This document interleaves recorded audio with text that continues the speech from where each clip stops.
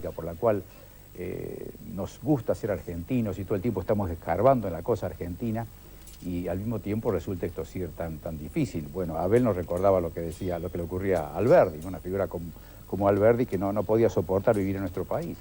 Y a tantos argentinos le pasa lo mismo, y al argentino que se va de nuestro país tiene una terrible nostalgia, y uno dice, ¿a qué le tiene nostalgia? O sea, aquí la cosa es tan difícil, pero evidentemente que tenemos cosas muy hermosas que son muy difíciles de poder expresar, de poder capturar, y por otro lado tenemos dificultades muy grandes que habitualmente hemos querido atribuirlo a causas conspirativas, es decir, la culpa está afuera, siempre hay perseguidores. Sí, el imperialismo, la dependencia, bueno, la globalización. Ahora podría ser la globalización. Siempre encontramos causas. Y posiblemente funcionan también como causas, pero no son las únicas. Hay aquí una autoría nacional, somos los mismos argentinos que nos hacemos la vida imposible, que nos maltratamos recíprocamente, que cometemos una cantidad enorme de fechorías, desde ensuciar las calles, ensuciar la universidad, porque cuando uno habla de cómo están las facultades, bueno, los mismos estudiantes se ocupan de que la facultad esté peor de lo que podría haber estado, ¿no? Exactamente. Entonces, esto lleva a esta paradoja, el atroz encanto de ser argentinos. Y ahí en ese libro trato de analizar los viejos disvalores o los factores culturales profundos que de larga data nos vienen preocupando, junto con lo que decía Abel de lo hermosa que era la Argentina en la época del centenario de 1910. En esa época también tuvimos visitas ilustres que decían cosas como la de Clemenceau, que en la Argentina el país progresa porque los gobernantes no roban mientras duermen. O por ejemplo lo que dijo después Cantinflas, que la Argentina es un país cuyos millones de habitantes se desesperan por destruirlo sin conseguirlo. O Einstein mismo.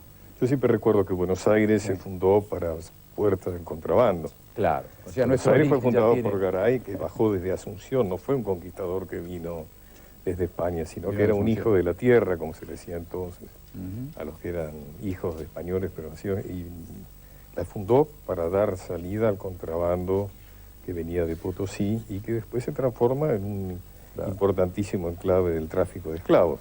Pero yo quisiera señalar en este punto que los argentinos últimamente estamos desarrollando también, con razones explicables, ¿no? Porque yo diría una especie de deporte nacional que es el pesimismo. En este momento hay una especie de competencia, ¿no? La crítica y el pesimismo. Como que si no encontramos algo malo, tenemos que hablar del tiempo que está mal, pero de algo malo hay que hablar continuamente, ¿no? Y esto yo creo que es muy negativo porque el otro día, escuchándolo a Mahmoud Yunus, el creador del Grameen Bank, él decía, ¿cómo puede ser que yo, un hombre de Bangladesh, un país que, imagínense, comparado con la Argentina, es la villa miseria del planeta, que es más chico que la provincia de Buenos Aires, con 150 millones de habitantes y problemas estructurales terribles, venga a aconsejar a Argentina, un país que lo deslumbra por la enorme potencialidad que hay? Entonces nosotros somos pesimistas continuamente, y esto yo creo que también es muy negativo, porque de esa forma me parece que descargamos nuestra energía, digamos, nuestra mala onda, sin utilizarla para crear usinas de pensamiento y de acción, y establecer una coherencia en determinadas cosas que podrían hacer que las cosas marchen más. En la Argentina, por ejemplo, hoy en día, yo destaco que hay un voluntariado social, que está por arriba de los 3 millones de personas. Hay por lo menos 3 millones de personas que destinan días, horas, vocación, pasión a actividades de solidaridad que ocupan muchas áreas del espectro social, y lo hacen con una energía, con un patriotismo que realmente es admirable. Y de esto no se habla mucho, a esto no se le tiene en cuenta, y sin embargo es una reserva moral impresionante que tenemos. Y lo mismo podemos hablar de muchos otros temas, bueno, que lo desarrollo más en el libro, ¿no? Gladys, usted me hacía una consulta hoy que yo no supe muy bien cómo responderle, pero quizá esta gente...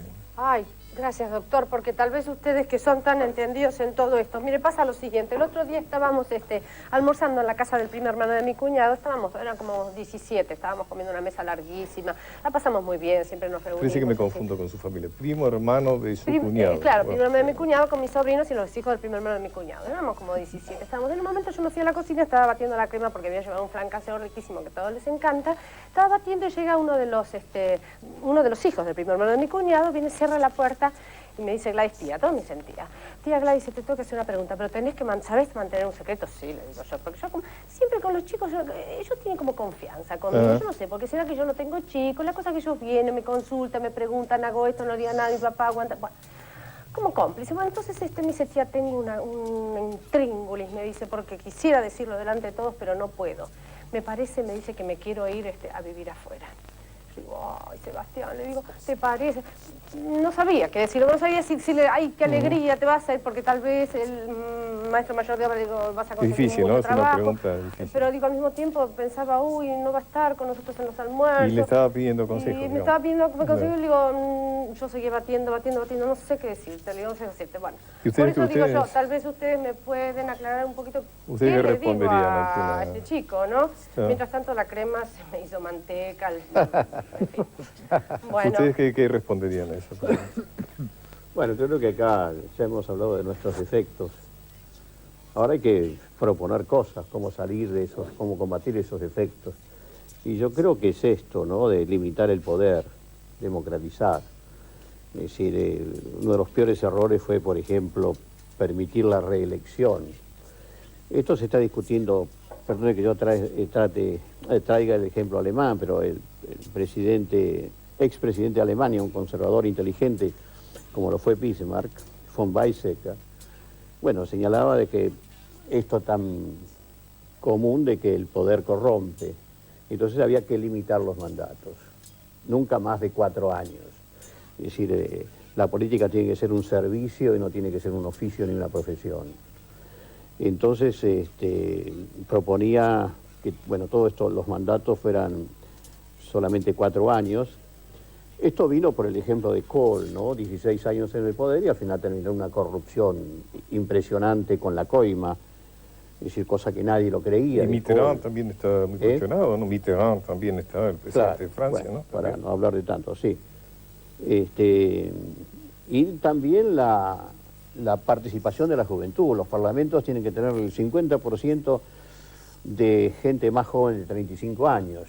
Es decir, comparando esto, cuando se inició la República Federal de Alemania tenía 49 años era el promedio de los diputados, de la edad de los diputados. Hoy es 65. 65. Si ¿Vos sabés que querías decir algo? Yo quería decirle, yo le diría al sobrino de su primo hermano, Sí.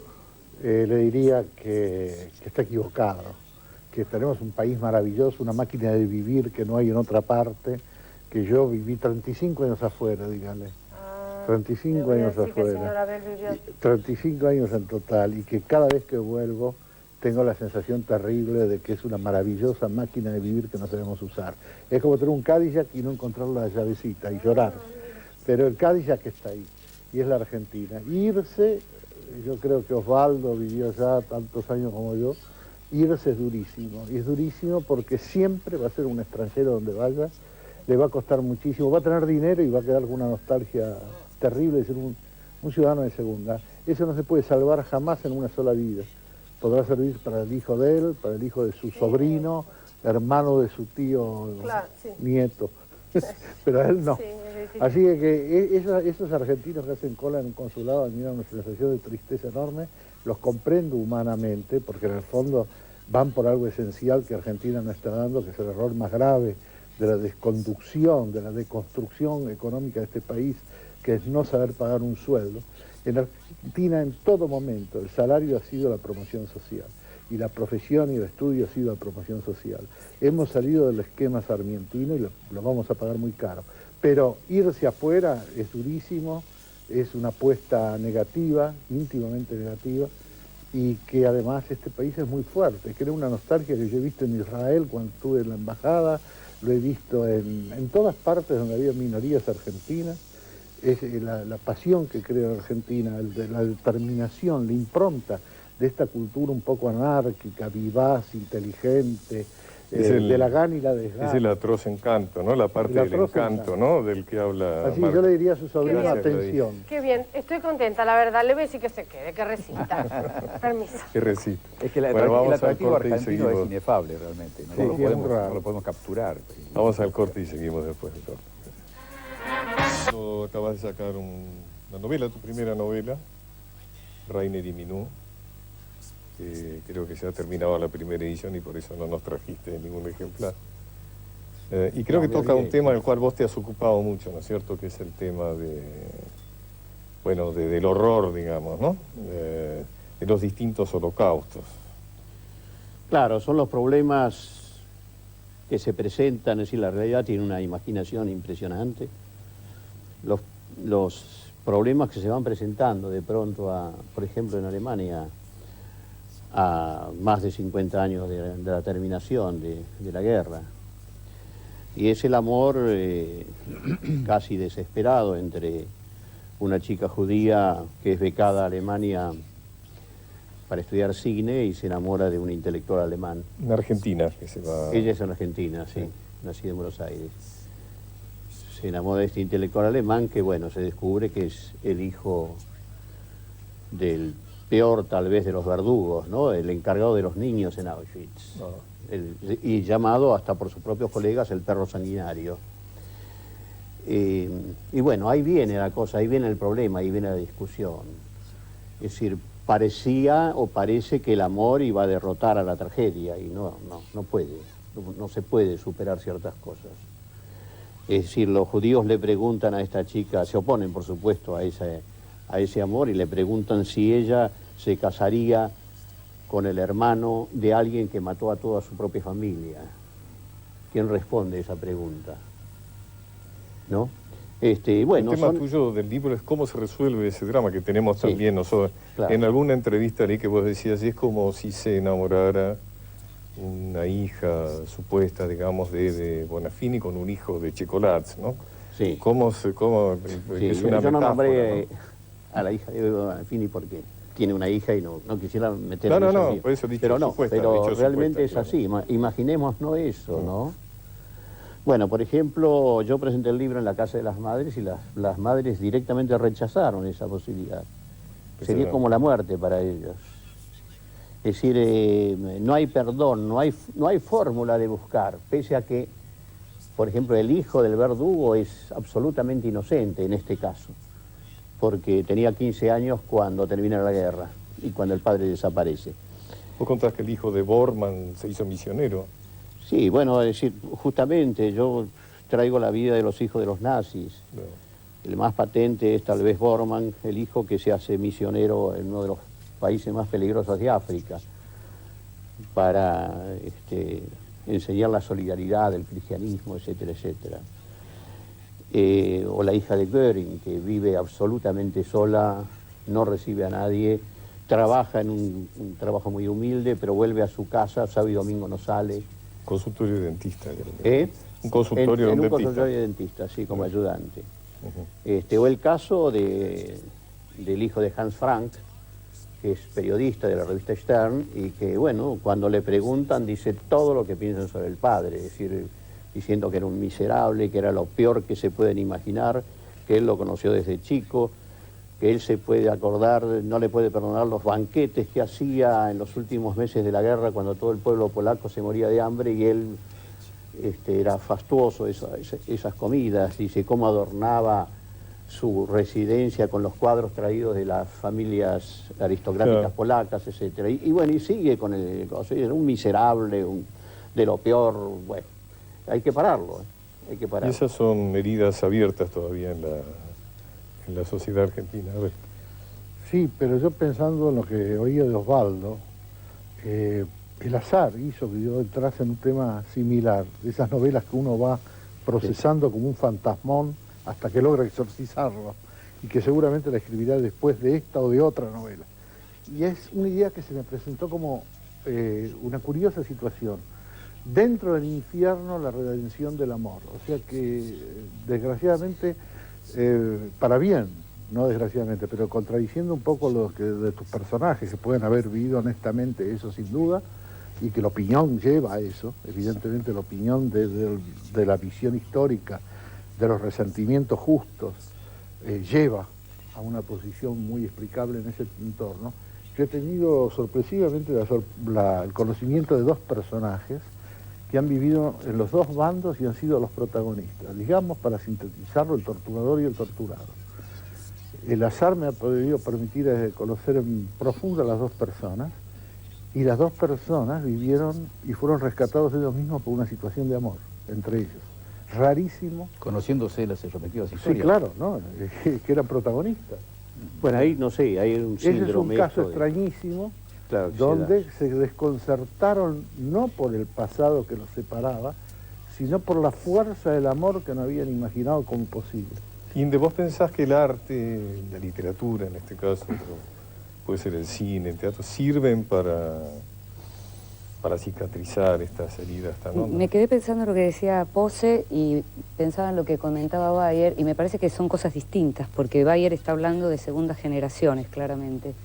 Me parece que en el caso de lo que comentabas vos, ahí Este ya... es primero, son claro, es un protagonistas. poco más duro, es decir, ser un torturador y una torturada que viven una relación amorosa pueden ser naturalmente protagonistas de una novela. De hecho, la novela de Liliana Hecker trataba sobre eso, El fin de la historia, creo que era el nombre. El fin de la historia, así es. En esa novela se trataba de eso. Liliana sufrió algunos cuestionamientos porque la heroína era lo que habitualmente se llama una quebrada, que vivía una historia de amor con su torturador, pero me parece que es distinto.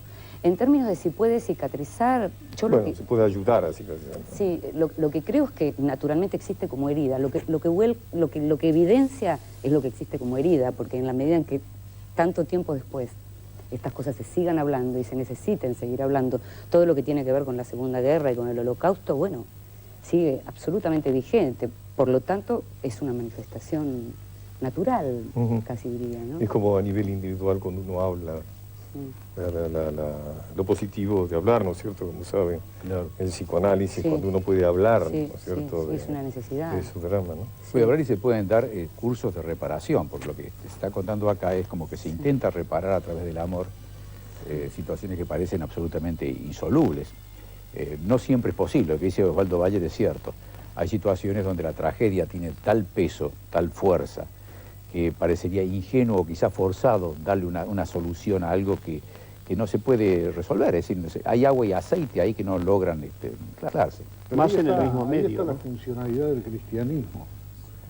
El cristianismo, en el fondo, está furioso de ese Dios que se destaca entre todos los dioses, de alguna manera, en Occidente se impone como el gran Dios, es el Dios cristiano, sin duda alguna, nacido de la raíz judeo-cristiana. Pero el cristianismo en sí es el gran invento del perdón, que funcionalmente, desde el punto de vista histórico, es extraordinario. Claro, pero fíjate vos La cómo idea, se lo... déjame terminar. La Perdón. idea del perdón es la idea por la cual una sociedad se puede permitir seguir viviendo hacia adelante y no quedar demorada en el atrás.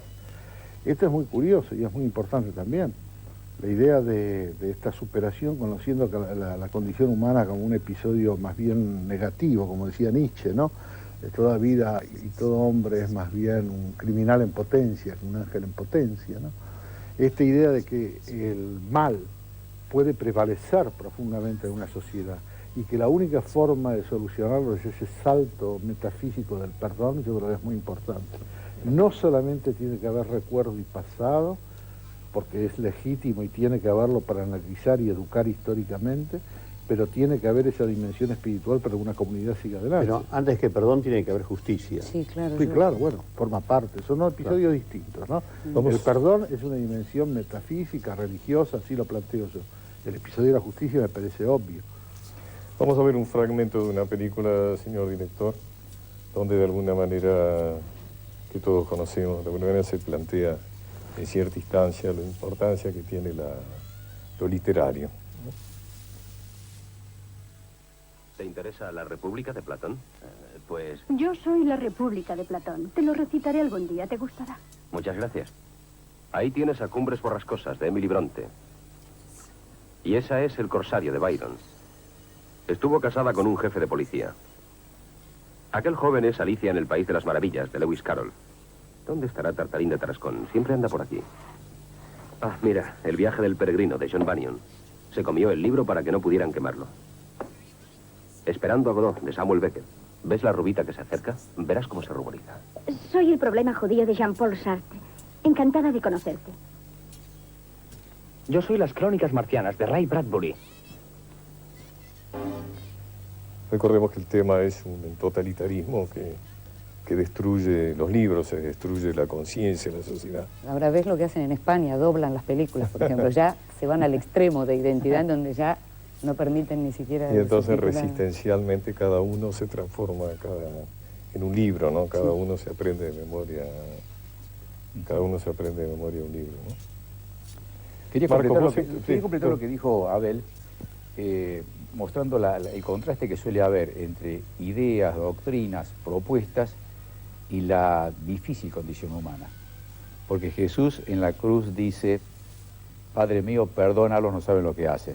Pero todos los cristianos que siguieron a Jesús y creyeron que seguirlo bien a Jesús se dedicaron justamente a violar ese mandamiento. Porque no perdonaron, sino que mataron en nombre justamente de Jesús, o queriendo vengar la muerte de Jesús. Un total absurdo que demuestra una contradicción teológica. Y ahí está la resistencia humana a aceptar ese mensaje. Por lo tanto, nos encontramos con esa tremenda dificultad, que los hombres, y los argentinos, si hablamos de los argentinos propiamente, estamos llenos de buenas intenciones, estamos llenos de buenas propuestas, de buenas doctrinas, pero hay algo que se opone a eso y, bueno, contra esa ahí está el desafío. Dijiste todos los cristianos. Bueno, no dije todos los cristianos, la mayoría cristianos.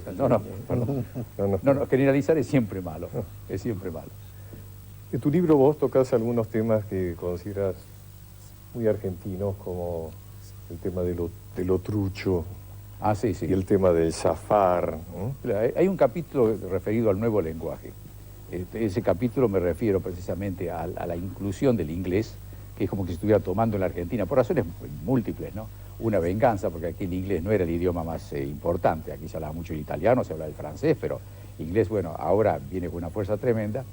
Pero por otro lado tenemos también una especie de emulación de lo que fue el lunfardo, cuando el lunfardo, que era una expresión muy legítima, también quería enriquecer su léxico, incurrió el alvesre, ¿no es cierto? Entonces, al poner muchas palabras al revés, es como que se duplicaba el número de vocablos.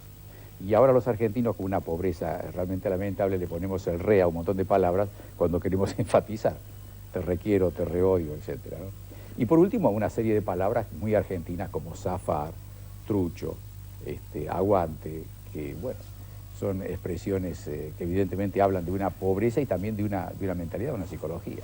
El lenguaje no se expresa. Cuando se viene de Europa, lo que dice Marco es gravísimo, porque la caída del lenguaje argentino es terrible. Además se ha creado, entre los malos escritores, el periodismo, se ha creado la idea de que el lenguaje chabacano, cotidiano. Acá Alejandra Pizarni creó un lenguaje propio absolutamente. Borges creó un lenguaje propio. Enrique Molina creó un lenguaje propio. Roberto Ar, que creen que era lunfardo, jamás. El lenguaje venía de las series catalanas que él leía mal traducidas. O sea que el argentino siempre se creó un lenguaje para no caer en esa vulgaridad y además en esa reducción expresiva del lenguaje argentino. La audiovisualidad argentina... No, yo creo que lo que pasó, me parece, es que todas las expresiones que recién decía Marcos tienen que ver con un lenguaje adolescente, básicamente, que se hizo extensivo a la sociedad en la medida en que hubo que hay una suerte de medianía general. ¿Cómo puede pasar? Porque hay una pobreza, pero digo, hay una absorción de un lenguaje que en realidad está propuesto por los jóvenes. Es de horror. El lenguaje de un comentarista de radio en Argentina. Eso puede tener que ver con que los principales consumidores son los adolescentes y los jóvenes. No, básicamente con que no hay con qué responder a eso. ¿Es de horror o tiene algo creativo? Lo de los chicos es creativo. El tema es que absorberlo... Ahora, el léxico argentino es pobrísimo, Gilles. El léxico, la cantidad de palabras que se usan en Argentina cada vez es peor. El periodismo casi copia a veces a la televisión. Pero no me parece que haya que acusar al periodismo, sino en todo caso hay que acusar a los responsables de una mala educación en la Argentina. No, yo no hablo. Es decir, yo me acuerdo, yo fui al Colegio del Estado y en la década del 30 y realmente debo decir que de todos los maestros yo no tengo nada de mal recuerdo. Para mí siguen siendo dos personajes y eran personajes y ganaban muy bien. Claro que sí. Sí, ganaban muy bien, es decir, si se lo compara ahora con esto. Yo me acuerdo que lo que era un profesor universitario en la década del 40. Es que ahora no hay que importar maestros porque los tenemos, el problema es que terminan trabajando de cualquier otra cosa porque no eso tiene que ver con lo de los valores que se decía, ¿no? Creo que lo que no se propagandiza en este momento, digamos, es el valor del esfuerzo, de la constancia, ¿no es cierto?, del estudio. Hay un mensaje social que es el que gana el piola, el traga, es la persona más desvalorizada, ¿no? de la clase, que es el traga. Hay que llegar a las cosas rápido a través de la viveza criolla, digamos. Hay una ideología... Ahora, toda esa superficialidad también se nota en los países europeos. Ajá.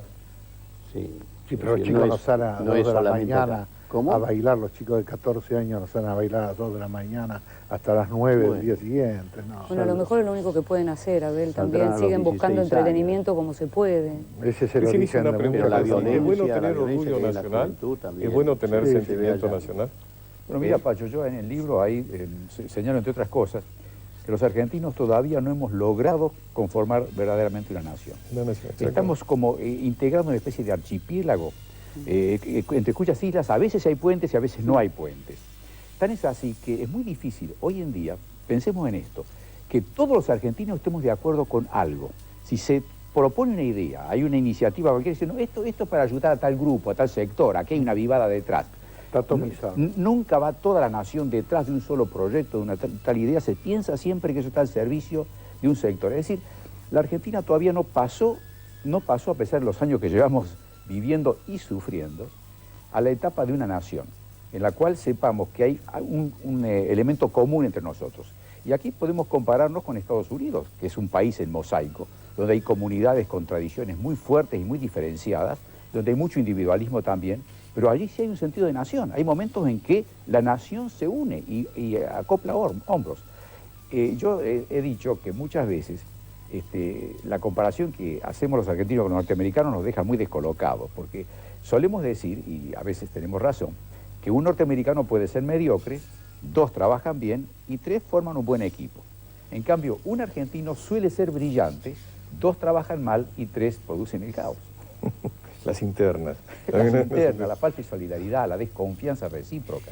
Gladys, usted sigue hablando, no me Mire, deja... doctor, usted, discúlpeme. ¿Por qué no dice acá lo que estaba diciendo allá con el camarógrafo? Es que me parece que tiene algo que ver con lo que decía el señor Marco. Porque yo, por ejemplo, usted ve, doctor, cuando hay un incendio o un derrumbe o las inundaciones, que toda la gente se pone, traslada, no lo lleva. Me emociona tanto cuando veo cómo los ponen a los chiquitos o toda la gente que da. Yo digo, disculpe, doctor, yo humildemente no. Si pensáramos que estar en la Argentina es una catástrofe, por ejemplo, ¿no sería una buena idea como para tener todos un Como que mismo eso que motivo, pasa digamos? en inundación pase todo el tiempo, un sentimiento... Claro, como que todo el tiempo es un poco una lo que decía catástrofe. Guini, Ya me ¿no? parece Recién, que, ¿no? Claro, entonces por ahí si todos tenemos la misma idea que es una catástrofe, nos podemos como, no todos nos podemos ayudar Está para bien. lo mismo. Bueno, gracias y no hables tanto. Porque, Disculpe. A veces se suele decir es la que los teoría del caos. ¿Qué tal esa idea de...? ¿no? La idea del Estado que tiene Marcos... De nación, habla, de nación. Sí, yo quiero hablar del Es Estado. interesante, claro. Acá hay una cosa fundamental. Hay países que tienen una nación y empiezan a buscar un Estado. Un caso ejemplar es Israel. Lo consigue ahora, después de 2000 años. Consigue un Estado después de ser una gran nación. Al revés, nosotros, Estados Unidos, el mismo Brasil imperial, Argentina, somos un Estado que funda la nación. Lo que hace Sarmiento, Roca, Alberdi, es organizar una nación a través del Estado, educacionalmente, organizativamente, importando principios, teorías, enseñanzas y conocimientos. Al destruir el Estado, como se hizo en Argentina por un sentido absolutamente de dominación, de responder a la facilidad de la dominación de los grandes mercados, prácticamente el Estado argentino, la democracia argentina sube un barco sin timón.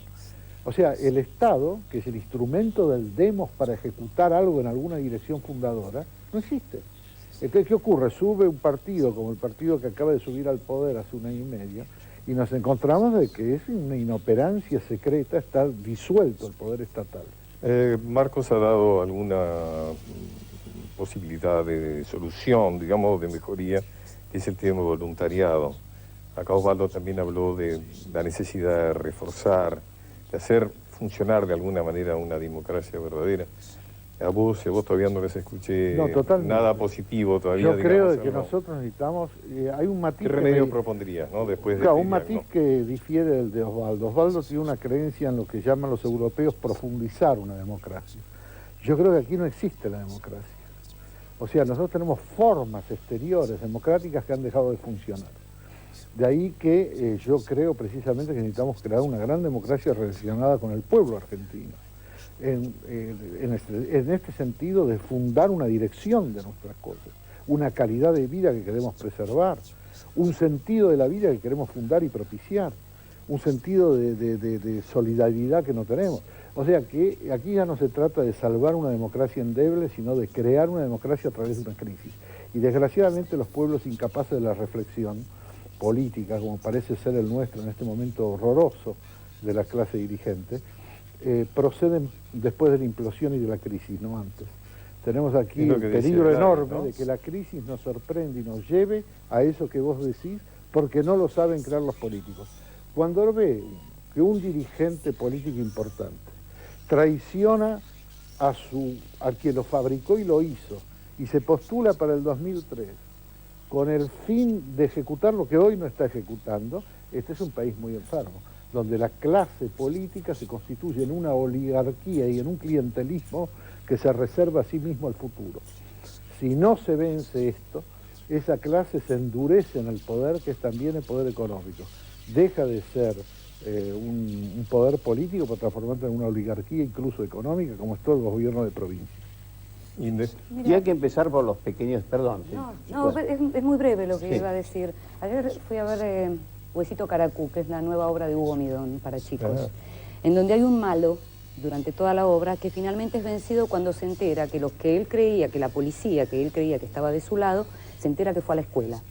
O sea, él descubre que estos policías fueron a la escuela. Y entonces llama a su padre, que es el malo grande, y le dice: papá, estamos fritos porque estos fueron a la escuela, con lo cual terminemos todo acá, no podemos seguir con lo que pensábamos. Y bueno, yo creo en eso. Yo creo que lo que dice Midón es así. En la medida que haya escuela, que se depositen las expectativas en la escuela, me parece que la solución pasa por ahí. No hay otra. Además, hay que empezar por los mínimos detalles para saber lo que es una democracia. Por ejemplo, salimos a la calle y la calle es de un autoritarismo espantoso. Es decir, no se respeta para nada al peatón. Primero, cuando aparece verde, tiene que pasar el peatón. Acá pasa primero, dobla primero el camión, después el colectivo, después el auto, después la moto, después la bicicleta y recién entonces el peatón. Esto que parece una cosa anecdótica, es así. Ahí se aprende realmente, si se respetara eso, se empieza a aprender el principio. ¿Qué es lo que decía Marco, no? Una conciencia que de alguna manera estamos de escolaridad, algo, ¿no? Hay una prepotencia, por supuesto. Sí. La Pero prepotencia eso lo hace el está Estado. todo. Yo quiero decir esto, eso lo hace el Estado, y Argentina destruyó el esquema estatal de la enseñanza sarmientina. Hemos negociado todo, no hemos vendido el aire, pero hemos vendido las calles por metro. Pero una de las cosas más graves que hemos vendido ha sido la educación. La batalla de la educación hay que reconquistarla urgentemente con grandes principios. Ahora, ¿qué pasa con un país que sigue esperando mucho de una política que a la vez fundarla, está clara Pacho, que no puede responder a la demanda, bueno, porque por una parte porque se ha envilecido y por otra parte porque la buena gente, por decirlo de una manera, no se mete en la política, o sea que hay allí una situación muy difícil de resolver. Bueno, ¿no? Pacho, vos acabas de señalar algo muy cierto. Yo creo que a los buenos políticos les resulta cada vez más difícil realizar su tarea, porque está descalificado desde el vamos. Aquí ya político se ha vuelto casi sinónimo de una persona no confiable. Esto es muy grave, y esto habla de un país como la Argentina, que no es un país serio, donde no se cumple con lo que se promete. Un país sin política es... pero tiene que haber política. Sin política estamos perdidos. Ojo con esa confusión, claro, ¿no? No podemos decir los políticos, la política tiene que Pero tampoco desaparecer se puede porque esperar terminamos que la en misma tiranía. clase política que nos ha llevado a esto se depure en sí mismo, porque... Bueno, yo creo que tenemos algunos ejemplos en América Latina. Hace poco visité Venezuela, y que me perdonen mis hermanos venezolanos, pero la situación que yo vi allí fue terrible. Felizmente existe libertad de expresión en Venezuela, y lo que escuchaba por radio es que al presidente Chávez le decían el paciente de Miraflores. Es decir, el loco que está encerrado en la casa de gobierno, que es Miraflores, y una situación terrible. ¿Por qué? Porque la clase política tradicional fracasó rotundamente. Claro. Fue una clase corrupta, una clase mezquina, una clase que pensaba en sus intereses de corto plazo y descalificó a la política. Entonces vino alguien que dijo: yo estoy en contra de la política, yo no soy político, yo soy un militar, y entonces ganó las elecciones por 90%. Esto puede llegar a ocurrir en la Argentina, Claro, por supuesto. Esto queda abierto, podríamos seguir hablando muchísimo, pero tenemos que dejar acá. Muchas gracias, en serio. Muchas gracias por estar aquí también.